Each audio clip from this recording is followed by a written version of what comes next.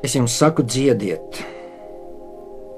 Dziediet, kad jums ir labi, bet visvairāk dziediet, kad jātiek pāri nejēdzībai.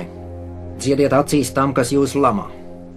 Gavilējiet savā pārākumā, kad jūs sit.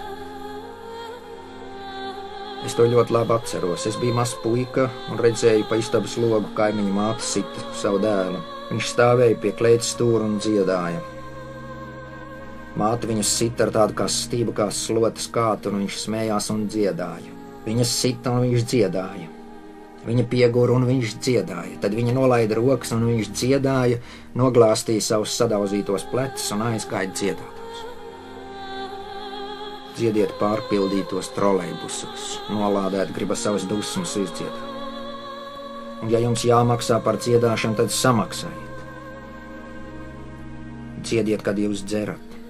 Aiz skumjām, aiz garlaicības jūs dzerat. Jūs varat pustopi izdzert, bet vai jūs varat pustopi izdziedāt?